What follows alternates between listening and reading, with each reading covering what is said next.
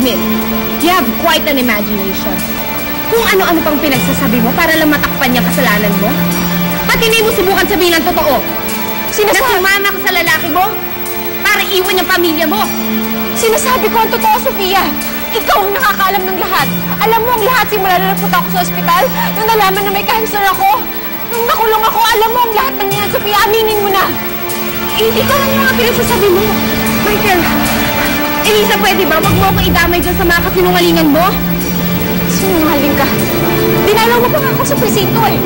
Sinabi mo pa sa akin, nangako ka sa akin at papalabasin mo ako, tutulungan mo ako makalabas doon. I didn't do that! Sinungaling! Ikaw ang sinungaling! Napakasinungaling mo! Ginawa mong lahat ng to! Pakada mo ang lahat ng to para agawin sa akin ang asawa ko!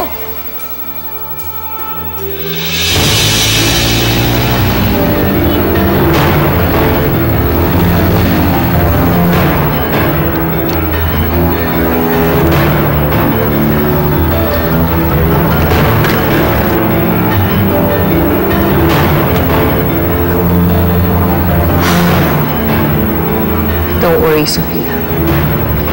Hindi ako papayag na masira ang pamilya. I'll take care of it, anak. Mommy will take care of it for you. There's only one thing left for me to do.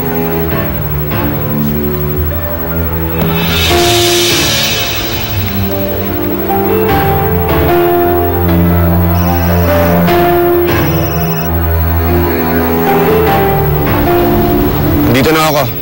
Good. Siguraduhin mo this time. Hindi ka napapalpak. Hindi na po, ma'am. At sisiguraduhin ko matatapos tong araw na to. Tapos lahat ng problema sa babaeng yan.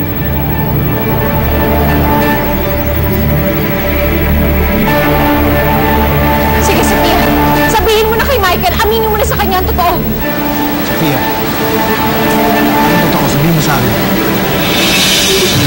Hindi ko alam kung pinagsasabi niya sa akin, Michael.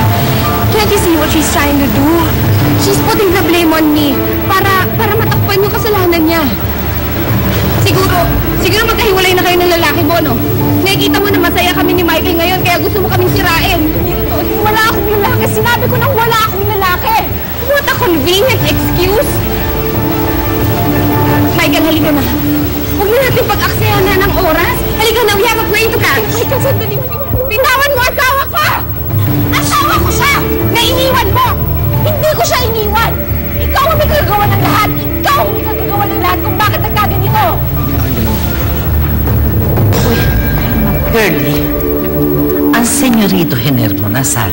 Ma'am, tulog pa po. Lasing po kasi. Ano? Hindi ba sinabi ko sa'yo bantayan mo at huwag mong pahahawakin ng ala? Ma'am, binabantayan ko nga po. Kaya lang po mukha pong nagpabili sa ibang katulong eh.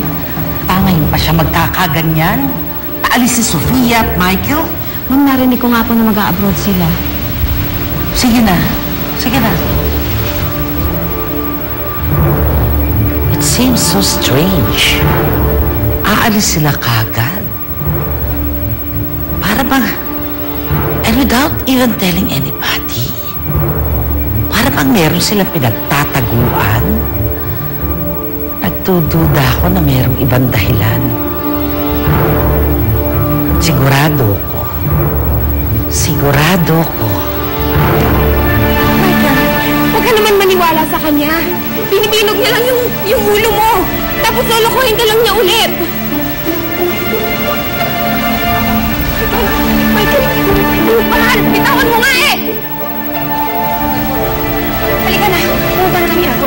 Halika na, Michael. Michael, sandali mo po. Ano ba? Sofia, Elisa, tama na. Nakakaya na kayong dalawa. Dami-daming tao. Sino ba yung sinungaling sa inyo? Sino ka sabi ng totoo?